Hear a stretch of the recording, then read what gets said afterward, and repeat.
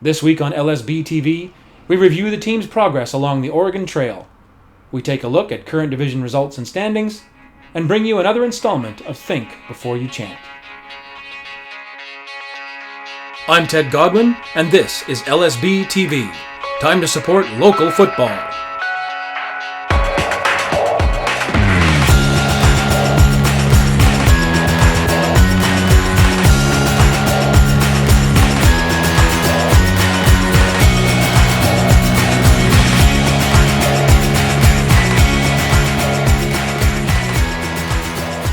It was a hard slog through Oregon this past weekend as the Highlanders played Portland's U23 side on Friday and then continued down the Ep5 to Eugene to face Lane United on Saturday.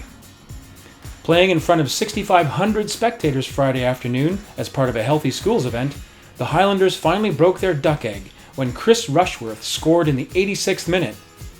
Hopes of their first win earned on the pitch, however, would be dashed as Portland's Tim Mueller leveled in stoppage time. Having clearly tightened up at the back, it was on to Eugene for Saturday's match. Outshooting Victoria 10-6, United were unable to beat the back line and Brandon Watson, who came up big between the pipes in the dying moments to preserve the hard-earned draw. Time for the roundup. Victoria was tied for second on points with Lane United after the scoreless draw, having played 4 games to United's 3. United's game in hand was played this past Tuesday afternoon in Portland, where the Oregon Derby resulted in a 3-all draw, which takes them 1 point clear of us for second and 1 point behind table-topping Washington Crossfire.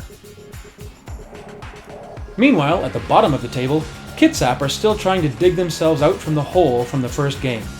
With 2 draws and 2 losses, they still sit at -1 point. They will be hoping to finally move into positive numbers when they take on Sounders U23s on Saturday. The Pumas will be hoping to earn 3 points against the same team they defeated 1-0 last week in the second round of the U.S. Open Cup. The Highlanders now get a week off, which will allow them to solidify their progress before returning to the fray against Kitsap Pumas Sunday, June 5th at Centennial Stadium. Go to HighlandersFC.ca and buy your tickets directly from our website.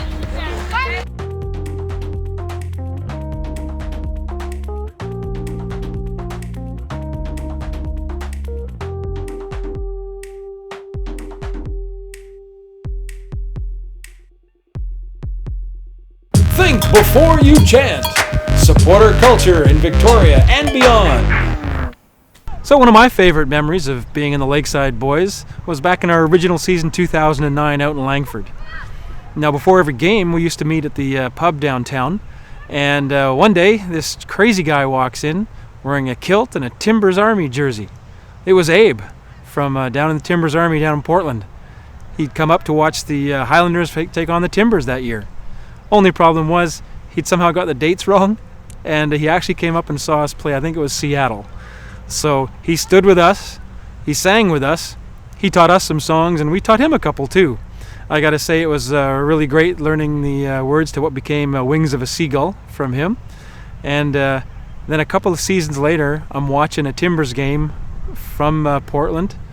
The 3,000 members or whatever it is of the Timbers Army are singing a song that we taught him. It was fantastic. It was just a great way to share the culture around, and I got to say that was one of the best times we've ever had. Thanks to Abe, good guy. How do you think the Kitsap game is going to go? How do I think Kitsap's going to go? I think Kitsap is going to be insanely aggressive. They will want to win it badly. They will want to maul us just as badly as they did on the pitch at the first game, not only to get even with us, but to get even with the league and prove a point, to prove that they were actually worth the win they got, or didn't get officially. And given how low they are in the standings, they need every point they can get. This is just crazy. The fact that they've played 4 games and they're now still at -1 point, I think is just. I think it really took the wind out of their sails, I gotta say, for that after that default was just for the next 2 games were just a joke for them. I noticed you've got multiple colors today.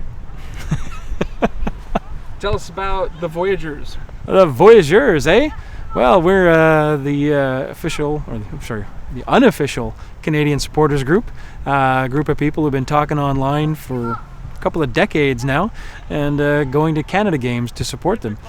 Last game was the best we've ever had. It was 3,000 people in the Voyageurs section for the game against Mexico at BC Place. And we made noise the whole game. The march was fantastic.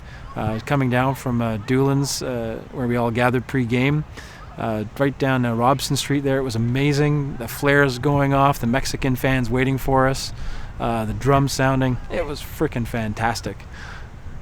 And I got to say, it's certainly much better than some of the games that in the past I've been to. The first Canada game I ever went to was at Swangard Stadium.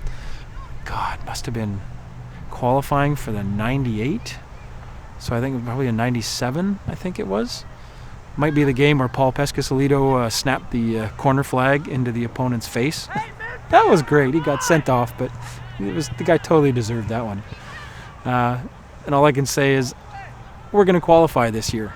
We're going to go to 2018, and we're going to be in Russia, and we're actually going to be at the World Cup. LSBTV is a production of Lakeside Boys Supporters Group, a member organization of the Independent Supporters Council. All opinions expressed are those of the speakers.